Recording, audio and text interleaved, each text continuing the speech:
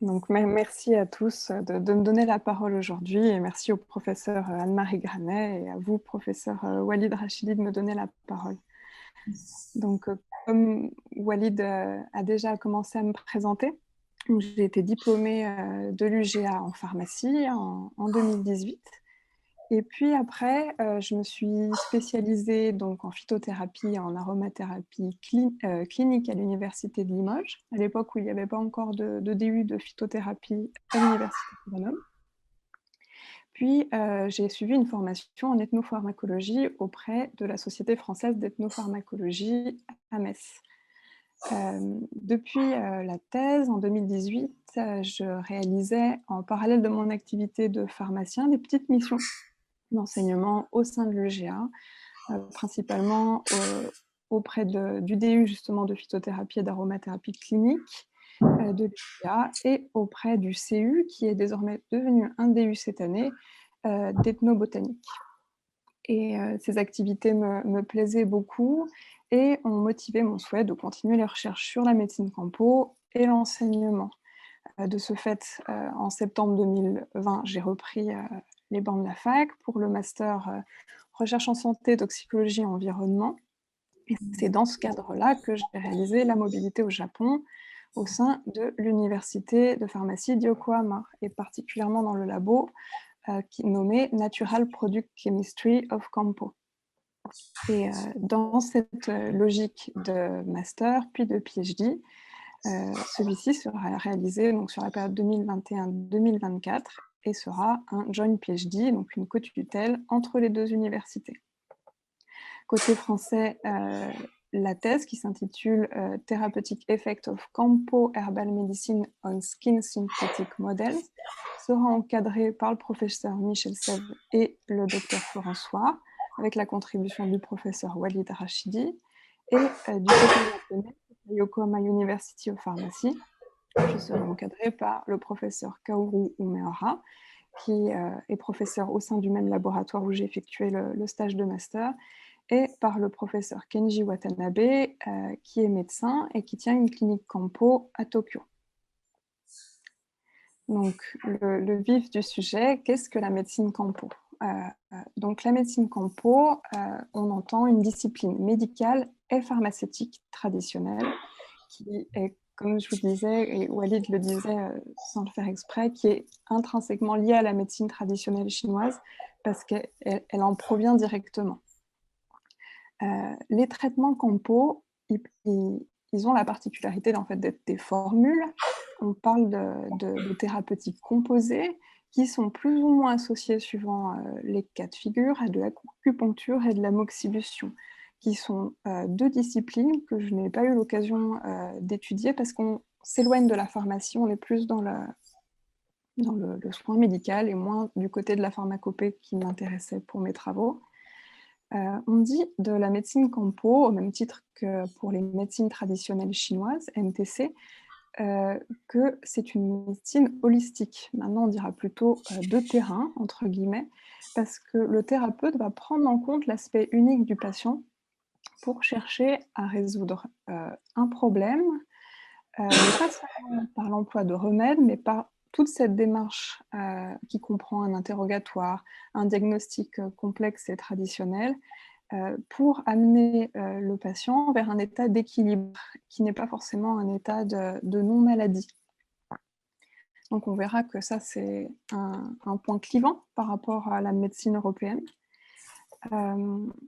La médecine campo, c'est une tradition thérapeutique très ancienne, parce qu'elle est établie en tant que telle à partir du VIe siècle au Japon, et l'enseignement de la médecine campo a débuté grâce à la circulation de moines chinois par la Corée, puis par le Japon, à la même époque. Donc finalement, dans l'histoire du Japon, vous retrouvez l'émergence du bouddhisme et de toute la tradition thérapeutique et politique et sociologique d'inspiration chinoise vers le Japon. Cependant, la médecine campo n'est pas une copie de la médecine chinoise, pour plusieurs raisons, mais la première, c'est qu'au fil de l'évolution du temporelle et physique de ce qu'est la médecine campo, il y a eu des ingrédients qui ont été enlevés par les moines chinois du fait qu'à cette époque-là, et ça l'est toujours, les moines, bouddhistes puis les moines zen étaient, végétaliens. Donc tout ou presque tous les ingrédients d'origine animale ont été enlevés à ce moment-là. Puis, après, il y a une période importante dans l'histoire du Japon qui est, la fermeture des frontières. Donc entre la période de Sengoku, heu, jusqu'à la restauration Meiji, il y a cette période où le shogunat avait décidé, de fermer les frontières et du fait de cette fermeture des frontières, les ingrédients, sont venus à manquer et les Japonais et les thérapeutes ont cherché à trouver des adaptations, heu, provenant du sol japonais et plus de la Chine et ces 2 facteurs-là ont fait que la médecine campo a fondamentalement dévié de ce qu'était la médecine, chinoise.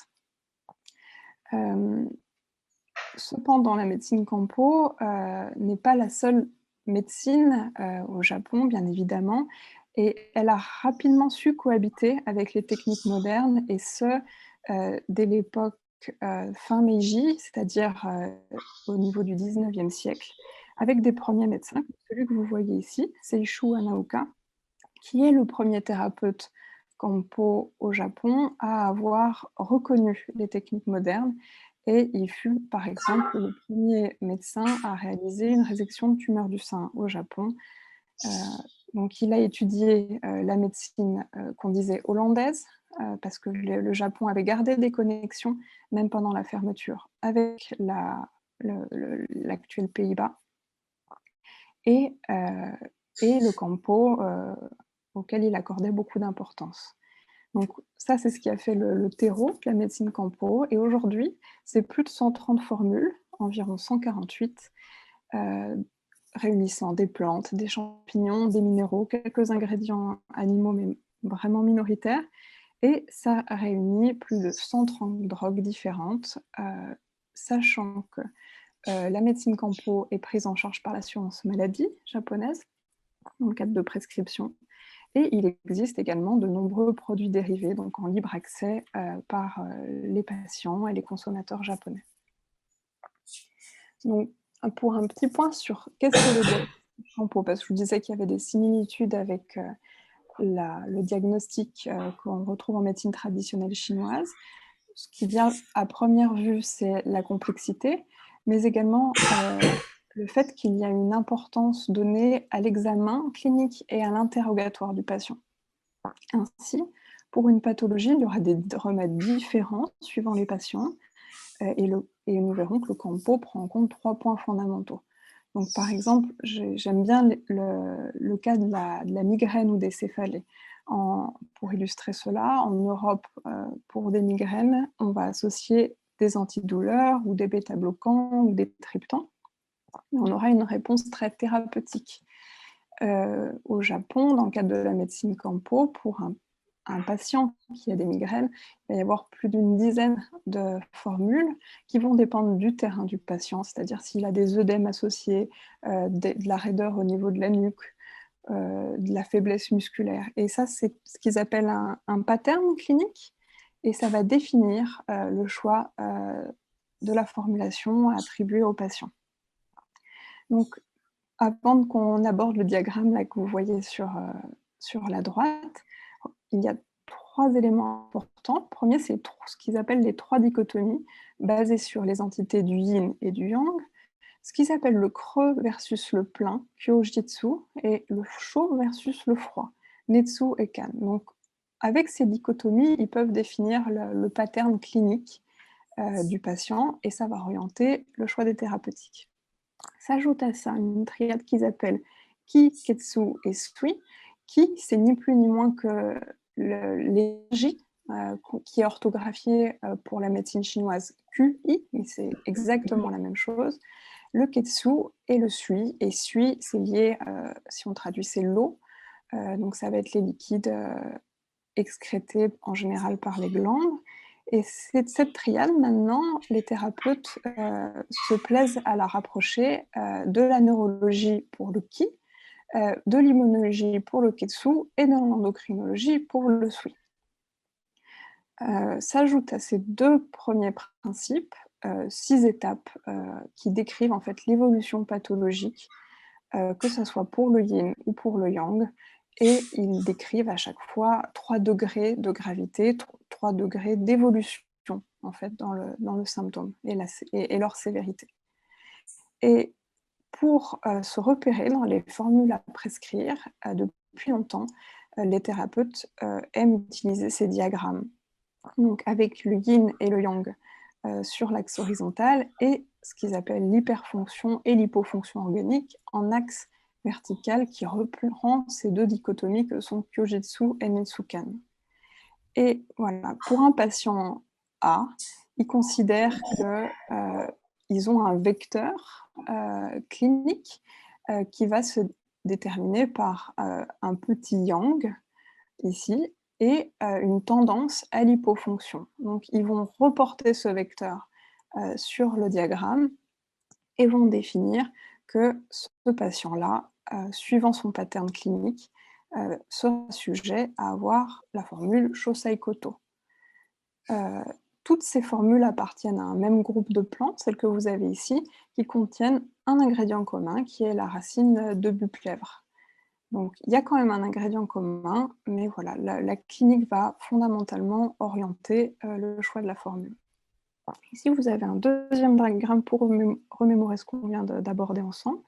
Un patient implique un diagnostic complexe associé à ce qu'on appelle un SHO, qui est le pattern clinique. Et à ce SHO-là, on associe des formules de plantes et des soins. C'est ce qu'on appelle le OO. Voilà, donc là, vous avez les clés pour comprendre comment on prescrit du Kampo au Japon. Donc là, on parlait de formule, mais qu'est-ce qu'une formule Kampo? Alors, c'est on va dire un remède qui comprend entre 2 et 18 ingrédients. La plus simple des formules Kampo, c'est Shakuyaku Kanzoto, donc qui contient racine de pivoine et réglisse uniquement à 50-50. Et si vous traduisez en fait les kanji de la formule Shakuyaku Kanzoto, Shakuyaku ici, en bleu, pivoine de Chine, en vert, Kanzo, la réglisse, et To signifie décoction. Donc littéralement, c'est la décoction à base de pivoine et de réglisse. Donc ça, c'est pour la plus simple, mais il y a des formules comme Bofu Shosan qui contient 18 ingrédients. Donc là, en termes de pharmacovigilance et d'effets indésirables, ça devient plus difficile à gérer. On en parlera après. Et pour illustrer ce qu'est la médecine Kampo, en plus de cette formule à base de réglisse et de pivoine, j'ai choisi la formule Kakonto, qui est dans la numérotation des 148 formules Kampo, la formule numéro 1. Donc ici, vous voyez un petit sachet avec un bandeau bleu, c'est la formule Kakonto. Donc là, vous avez un extrait de la pharmacopée. Donc qu'est-ce que contient la formule Kakonto? Elle contient 7 ingrédients. Donc la racine de Pueraria, des parties aériennes des Phédra, ça c'est des choses qu'on connaît peu, mais il y a des choses qu'on connaît déjà très bien, la réglisse, du gingembre, de la pivoine, la cannelle. La jujube, c'est plus exotique, mais c'est ni plus ni moins qu'une date qui pousse naturellement en Corée et en Chine. Mais voilà, là vous avez les ingrédients de la formule numéro 1. Et de ce mélange de cette drogue végétale, on va faire au Japon un extrait. Donc si historiquement on consommait des décoctions de ces plantes-là, actuellement on utilise des extraits standardisés. Donc dans chaque sachet, on sait exactement quelle quantité de drogue végétale il y a, quelles sont les teneurs en principe actifs. Donc voilà, on verra que le Kampo se caractérise par cet aspect modernisé et par une pharmacopée extrêmement rigoureuse et très bien rédigée.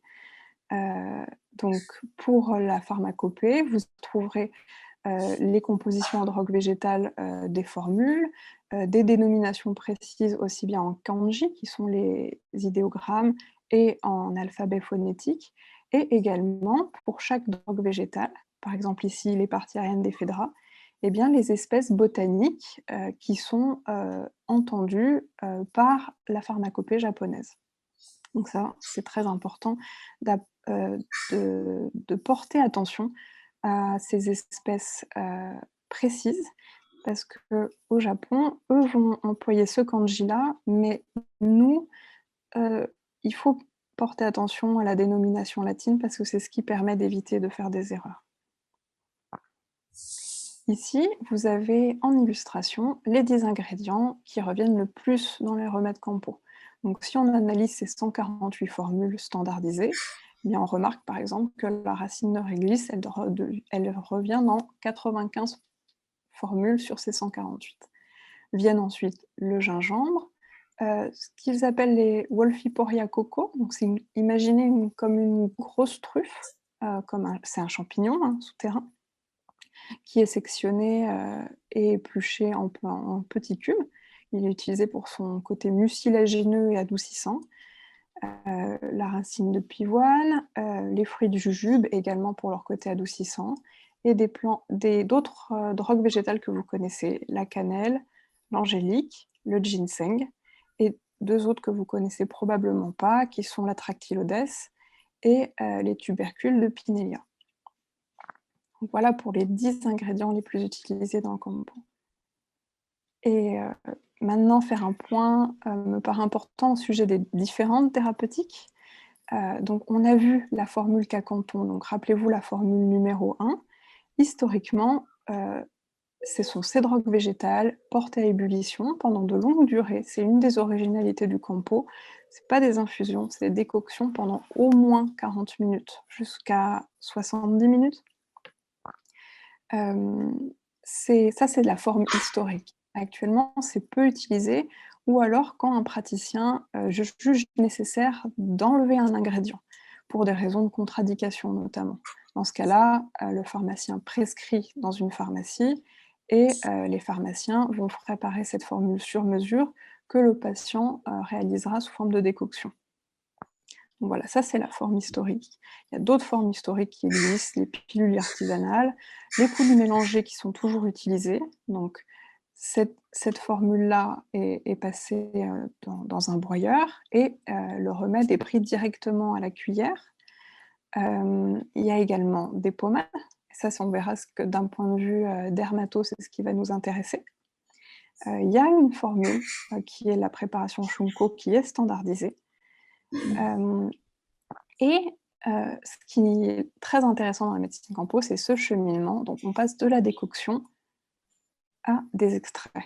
Et voyez en fait les extraits comme une sorte de lyophilisat, parce que c'est ni plus ni moins qu'un lyophilisat de plantes réhydraté puis pulvérisé sur des granulés, en général une matrice à base de lactose. Et il y a un leader du marché pour le Kampo au Japon, qui sont les laboratoires Tsumura. Donc quand vous voyez un sachet avec cette apparence-ci et un numéro, c'est généralement préparé par ces laboratoires, qui détiennent quand même plus de 85% du marché au Japon.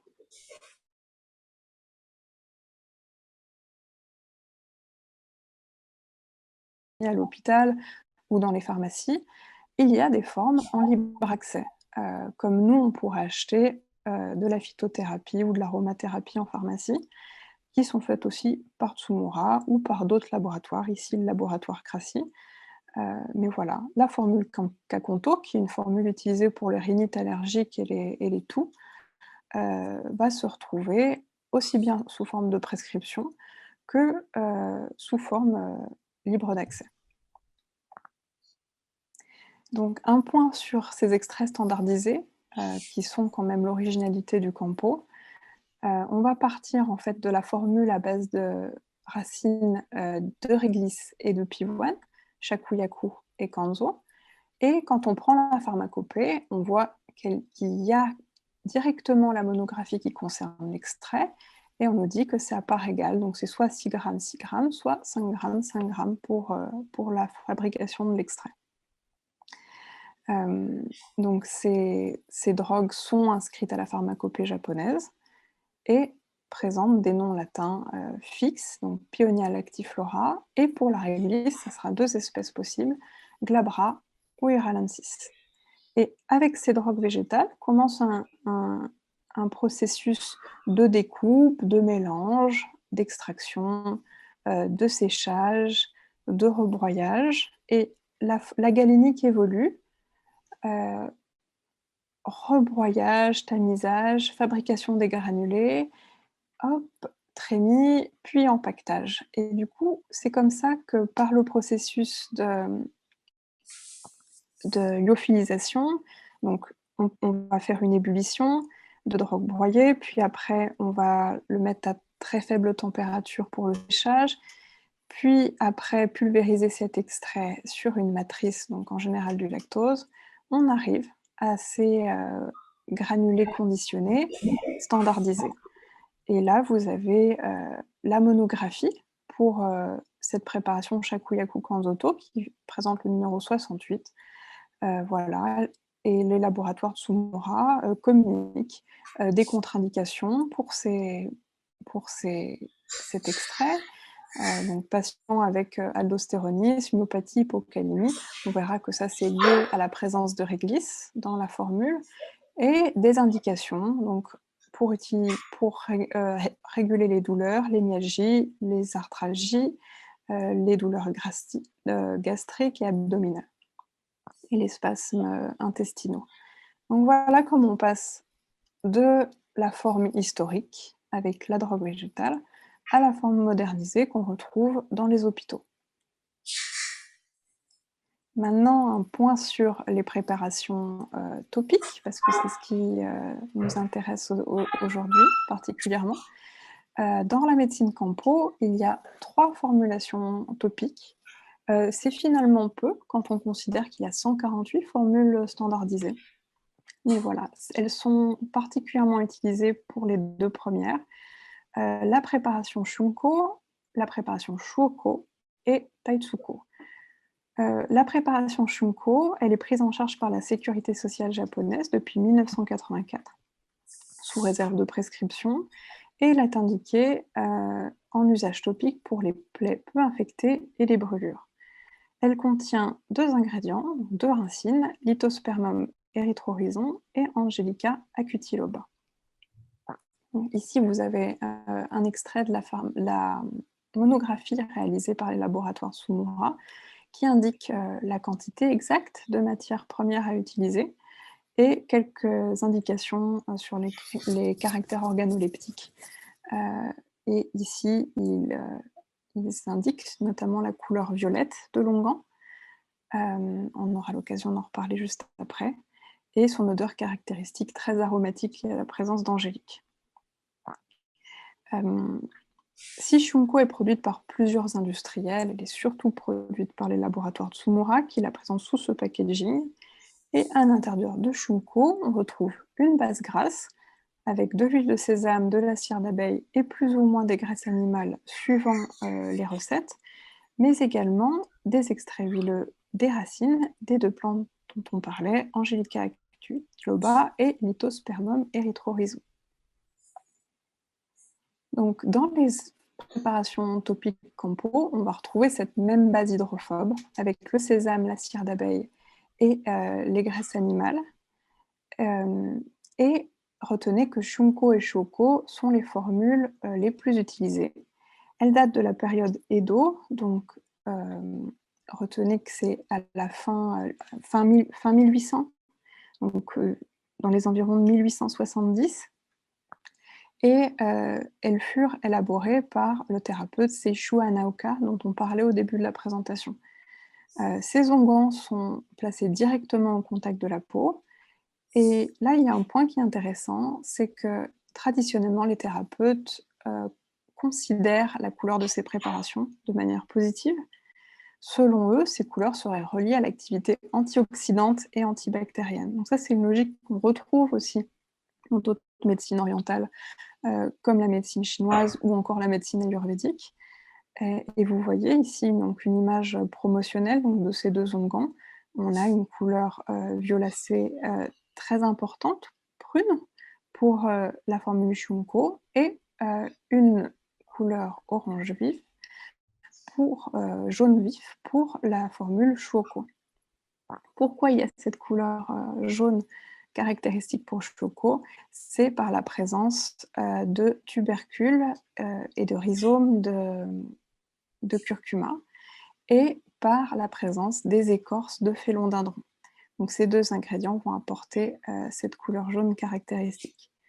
On avait vu que la préparation Shunko, elle était surtout utilisée pour les brûlures et les plaies, mais elle est également employée pour les crevasses, les cors, les hémorroïdes, les éruptions cutanées, les traumatismes, les eczémas et encore l'état de dermatite.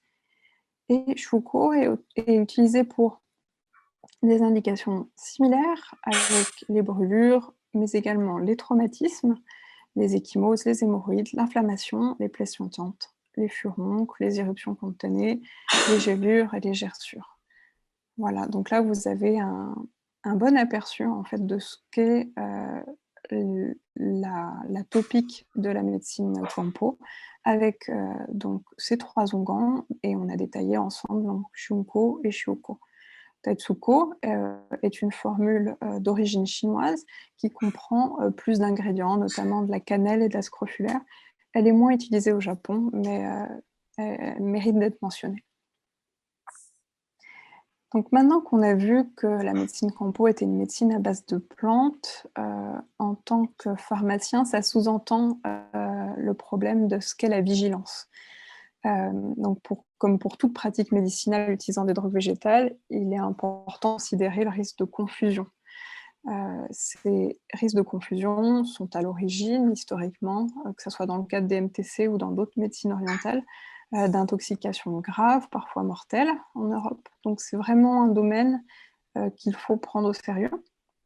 Les Japonais excellent dans ce domaine-là, avec une pharmacopée très sérieuse. Et voilà, j'ai rassemblé 3 causes de confusion importantes. Donc les confusions qu'on appellera d'apparence. Regardez là sur la partie gauche de l'écran, vous voyez 2 amandes de Prunus. Donc Prunus amerniaca et Prunus persica. C'est des amandes. Si vous mélangez les deux, vous n'arriverez pas à voir la différence. Cependant, d'un point de vue chimique, elles n'ont pas la même teneur en principe actif ou en principe toxique. Et en l'occurrence, ici, la teneur en amygdaline, qui est un cancérogène, va varier. Il y a également une confusion de dénomination qui existe. L'exemple le plus connu, c'est que quand vous lisez de la biblio sur le Kampo, vous allez voir Atractylodes root qui va revenir souvent. Sauf que quand vous regardez dans la pharmacopée, vous vous rendez compte qu'Atractylodes, il y en a 2 qui sont référencés. Un qui fait référence à 2 espèces botaniques qui sont Japonica et Macrocephala, et une autre drogue avec ces kanji-là qui réfère à encore 2 autres espèces botaniques. Donc ici sur la partie droite, vous les voyez toutes les deux. Les experts Kampo vous diront elles ne se ressemblent pas du tout, elles n'ont pas la même couleur, pas la même rugosité. Donc eux, ils voient le problème de la dénomination, parce que si la prescription est incomplète, effectuée en dénomination latine, ce qui n'est rarement le cas, mais il peut y avoir une confusion. Il peut y avoir des mésentendus en termes de publication scientifique pour ces 2 drogues végétales. Et en plus de ça, quand on les regarde avec un œil européen, elles se ressemblent tout à fait. Donc on a, pour cet exemple de la Tractylodes, le problème de la dénomination qui s'ajoute à celui de l'apparence. Donc là, c'est pour vous montrer que c'est compliqué d'identifier et d'utiliser correctement ces plantes. Et s'ajoute à ça encore un palier avec la confusion qu'on peut observer pour les formules. Par exemple, vous avez des formules qui s'appellent Gorai-san, d'autres qui s'appellent Gorin-san. Même si vous regardez les kanji, 2 kanji sont en commun. Idem pour les formules Unkeito et Unpito, 2 kanji en commun. Donc, si c'est écrit rapidement, on peut se tromper et les formules ne se ressemblent pas du tout. Donc voilà des points de vigilance qu'il était important de mentionner. Heu, ensuite, il me paraît important de détailler les précautions d'usage. Donc pour la médecine campo, ce qui va revenir, c'est le problème des dosages, parce qu'on est sur des doses bien plus importantes que ce qu'on va retrouver en phytothérapie européenne et des problèmes de redondance, parce que des fois plusieurs formules campo, sont données et avec des ingrédients en commun. Donc autant avec une formule, on peut ne pas avoir de problème. Si on ajoute des formules avec des ingrédients, identiques, on peut avoir un problème d'intoxication. Heu, ici, on va voir aussi, 2, drogues végétales qui sont particulières dans la médecine campo, qui sont les tubercules d'aconite. Donc l'aconite, c'est cette plante toxique que vous connaissez sûrement avec des fleurs bleues, qui produit des tubercules hautement toxiques. Dans le monde végétal, on fait difficilement mieux en termes de toxicité et heu, la médecine campo, la médecine chinoise les utilise.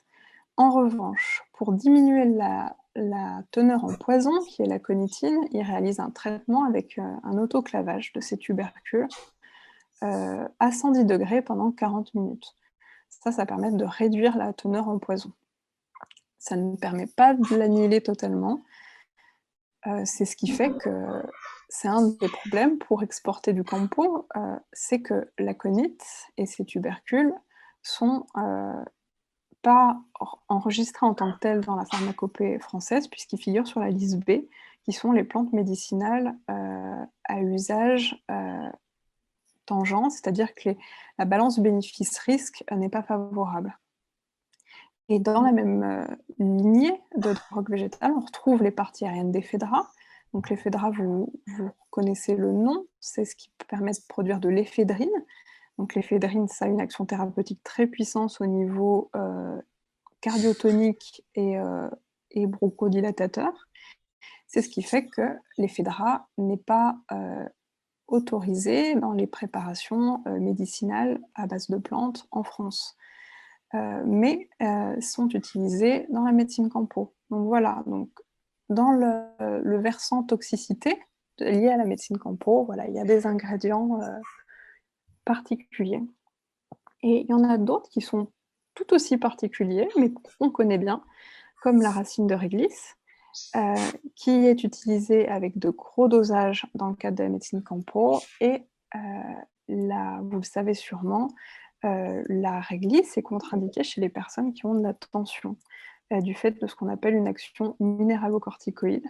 Donc chez les patients hypertendus, en état d'insuffisance rénale, en pathologie cardiaque, on va absolument pas prescrire, de la réglisse et on va surtout faire attention à ce qu'ils ne s'automédiquent pas avec, de la réglisse parce que ça peut déséquilibrer en fait, leur traitement d'une part ou, faire pencher la balance, de manière fatale, par exemple pour la tension artérielle. Et s'ajoute à ce problème d'effet indésirable encore un palier supplémentaire avec les contre-indications, qui sont nombreuses avec les thérapeutiques campo. Donc, la racine de réglisse avec les traitements antihypertenseurs, le ginseng avec bon nombre, de médicaments, le gingembre également, la cannelle avec les médicaments pour le diabète, la racine d'angélique, qui peut avoir des effets, cutanés. Heu, donc voilà, prêtez attention aux contre-indications également et ça me permet de souligner ce qu'est l'importance de la formation des praticiens, que ça soit au Japon, mais également en Europe s'agissant des médecines à base de plantes et également d'un autre domaine qui intervient après la formation, qui est la phytovigilance. C'est-à-dire une fois qu'il y a les médicaments à base de plantes sur le marché, comment on peut assurer la sécurité, des patients. Pour finir avec, ces effets indésirables, je pensais que c'était bien de vous en détailler certains pour que vous preniez l'importance en fait de cette intensité. Par exemple, il y a des effets digestifs avec la racine de rhubarbe ou les parties aériennes d'éphédra, des effets indésirables dermatologiques du fait de l'éphédra, de l'angélique, du ginseng qui vont, dans certains cas, générer de l'eczéma. D'autres plus graves, effets indésirables avec, des manifestations pneumologiques et hépatiques, surtout liées à une drogue végétale qui est la scutulaire des lacs Baïkal Et également, qu'on a mentionné ensemble juste avant, le pseudo-aldostérolisme avec rhabdomyolyse, donc attaque musculaire pour la racine de réglisse ici. Enfin, retenez aussi qu'en plus des interactions médicamenteuses, on peut avoir aussi des interactions entre ingrédients de formule, que ça soit la même formule ou des formules différentes. On peut noter la majoration de l'effet hypoglycémiant avec la cannelle et la réglisse, et également des interactions médicamenteuses. Donc là, c'est une liste sans fin, mais retenez que par exemple des ingrédients comme le ginseng, la réglisse, la cannelle, il va falloir être vigilant avec les médicaments comme les anticoagulants, les anti-agrégants plaquettaires, les antidiabétiques. Donc toujours vérifier donc au Japon avant de procurer le traitement à un patient, mais également en Europe, s'inspirer de cette logique de phytovigilance pour renforcer l'attention qu'on a vis-à-vis des médecines à base de plantes. Petit point qui intéresse d'un point de vue dermato, il y a des interactions avec les rutacées et les apiacées, donc c'est des plantes appartenant à ces deux familles. Donc les apiacées, c'est ce qu'on appelait auparavant les ombellifères, donc notamment l'angélique. Toutes ces plantes contiennent des dérivés qu'on appelle furocumariniques, qui sont des inhibiteurs enzymatiques. Et donc ça va complètement modifier le métabolisme des médicaments. Donc c'est important d'y prêter attention. Donc maintenant qu'on a vu ce qu'était le campo, qu'on a vu les ingrédients, qu'on a vu qu'est-ce qu'était le diagnostic, et qu'on a pensé le côté phytovigilance, il vient à l'idée une question: est-ce qu'il est possible d'exporter le campo en Europe? Est-ce que c'est souhaitable? Et l'engouement occidental pour toutes les médecines traditionnelles soulève des questions, et il est important de rappeler qu'il y a des obstacles qui sont importants. Premier obstacle, c'est ces techniques diagnostiques qui sont très complexes, avec une logique holistique qui est distincte de notre approche occidentale. Et il y a une phrase qui est importante, c'est qu'il serait inadapté d'utiliser seulement les remèdes campo en dehors de leur contexte. Et ça, c'est quelque chose qu'on retrouve également en médecine chinoise, c'est que des patients curieux d'une approche de soins innovante offerte par l'Asie sont tentés en fait de transposer les remèdes avec une logique de soins européenne. Et en déconnectant la tradition des remèdes, c'est là qu'on peut avoir des problèmes parce qu'on on casse en fait le processus de soins tel qu'il a été créé. Pour apporter de la cohérence dans la prescription moderne de ces remèdes traditionnels, il y a des groupes de travail qui sont reliés à la WHO, donc l'OMS, donc avec le professeur Kenji Watanabe que je vous parlais, qui a fait avec ses collègues de l'université de Keio à Tokyo une normalisation des indications qu'on retrouve dans le campo. Donc tout à l'heure, on avait parlé de ce qu'était un SHO, donc le pattern clinique pour chaque patient. Et ben pour chaque pattern traditionnel, ils l'ont rapproché d'une indication moderne, donc anti-eczémateux, antidouleur. Et cet effort, ils l'ont fait pour coller à la ICD-11, donc International Classification of Disease. Donc ça, c'est des éléments qui nous font penser que c'est possible d'intégrer le campo à terme dans le système de soins moderne autre que le Japon. Cependant, on sera à court terme ennuyé en fait qu'il y ait très peu de thérapeutes formés en Europe, et par ce problème de phytovigilance qu'on a abordé, avec les interactions médicamenteuses qui sont nombreuses, les effets indésirables importants, plus aussi le fait que certaines drogues végétales comme l'éphédra et les tubercules d'aconites ne font pas partie de notre pharmacopée à proprement parler. Plus le fait qu'il y ait 2 langages différents avec 2 alphabets, ça rend la traçabilité presque impossible en l'état actuel, et de ce fait, la phytovigilance encore plus complexe. Mais la médecine campo et sa pharmacopée présentent une telle richesse d'un point de vue pharmacologique et thérapeutique que ça mérite l'intérêt des scientifiques. Et c'est là que va apparaître l'importance de la validation des usages traditionnels sur des modèles validés et j'aurai la chance de travailler sur, ce domaine-là qui est extrêmement intéressant et pour cette évaluation, on verra que les analyses métabolomiques, elles offrent les clés pour comprendre, en fait, quels sont, les principes actifs et quels sont les métabolites intervenant dans les modes d'action thérapeutiques, qui ont été évalués par les thérapeutes campos. Et pour finir, donc on va faire un tout petit point sur le projet de thèse tel qu'il est actuellement. Donc on va se concentrer, donc avec les chercheurs, japonais et français sur les effets, thérapeutiques de ces préparations, topiques de la médecine campo sur des modèles de peau. Donc en mettant à profit les connaissances complémentaires donc de l'UGA et de l'université de Yokohama.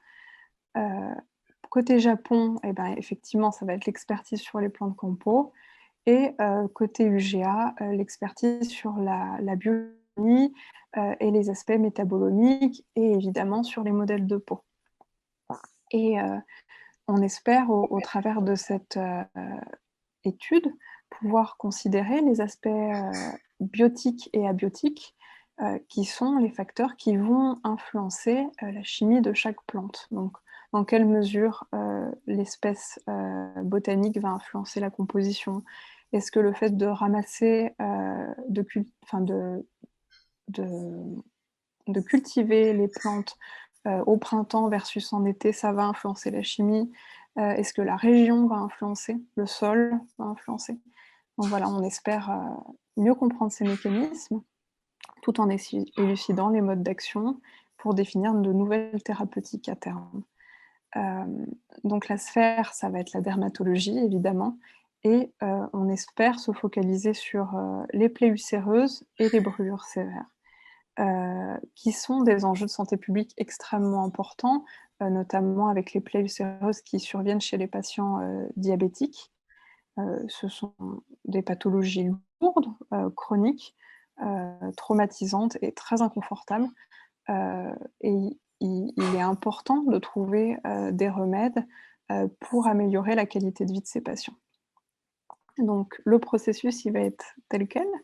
On va partir des extractions de plantes campo qui vont être réalisées au Japon, à ce qu'on appelle un criblage, sur, couche cellulaire, donc on dit en 2D parce qu'on n'aura qu'une seule couche de cellules, pour voir dans ces plantes lesquelles sont les plus intéressantes et une fois qu'on aura déterminé cela, passer en modèle dit 3D, donc SE, Screen Equivalent et éventuellement à terme, sur un modèle animal.